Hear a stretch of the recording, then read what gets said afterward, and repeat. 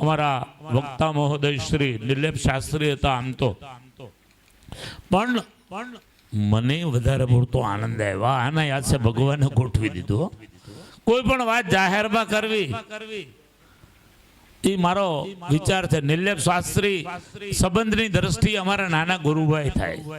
મારા ગુરુ ને એમના ગુરુ, એક ગુરુના શિષ્ય, એટલે એ નાતે એક ગુરુભાઈ થાય. યોગાનંદ સ્વામીની પરંપરાના અમે બધા સંતો.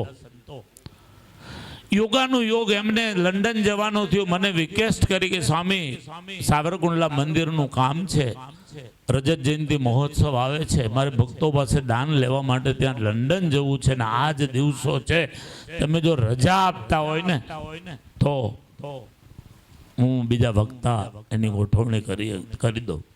મેં કીધું શાસ્ત્રી રજા તો તમને આપી દઉં પણ વક્તા હું ગોઠવીશ. મને કે કોણ? મને તરત કૃષ્ણ વલ્લભ સ્વામીની વિદ્વત્તા, એમની મધુરતા, એમની સરળતા, એમની નિર્માનિતા એ મગજમાં બેઠી.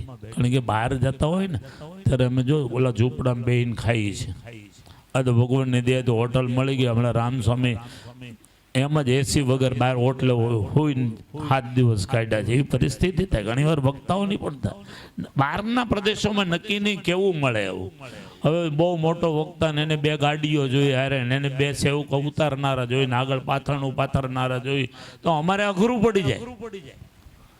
સરળ નિર્માની સાદાઈ, કોઈ પ્રકારનું વિદ્વત્તાનું અભિમાન નહીં, આવા વક્તા જોઈએ.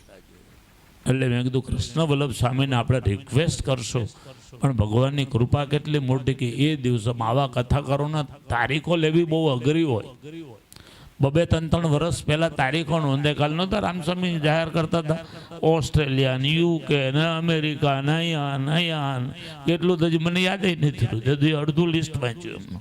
પણ ભગવાનની કૃપા કે શાસ્ત્રીજીની તારીખ એ દિવસોમાં ફ્રી હતી.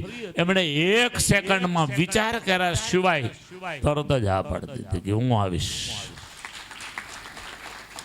અને આવ્યા પછી મેં એમની સરળતા છે, મારા મનમાં કેટલી ગ્રંથિઓ હતી એમના વિશે, બધી તૂટીને ભૂકો થઈ ગઈ. હું ખોટો હતો સાબિત થયું. પણ બહુ મજા આવી. ખરેખર ભગવાનનું જે ભાગવત, જે વ્યાસજીએ મહેનત કરી છે ને આપણા માટે, સૌના માટે, એ ડીટો ટુ ડીટો, ક્રમ ટુ ક્રમ, એક એક વાતને છોડ્યા સિવાય કોઈક વિસ્તારથી, કોઈક સૂક્ષ્મ રીતે પણ આપણને આખું ભાગવત સંપૂર્ણ સંભળાવ્યું છે, વિદવત્તા સભર સંભળાવ્યું છે. એમનો આભાર તો આપણે જિંદગી સુધી માનીએ એટલો ઓછો છે. એના ઋણમાંથી હું ક્યારે મુક્ત થઈશ મને ખબર નથી, પણ ખરેખર બહુ આનંદ થયો, ખૂબ મજા આવી. 4 દિવસની કથા પૂર્ણ થઈ આપણી. મારો સંકલ્પ ભગવાને પૂર્ણ કર્યો. ભગવાન સ્વામિનારાયણનો ખૂબ નિષ્ઠાપૂર્વક આભાર માનીશ કે એમણે મેં જે સંકલ્પ કર્યો તો નિર્વિઘ્ને ભગવાને પૂરો કર્યો.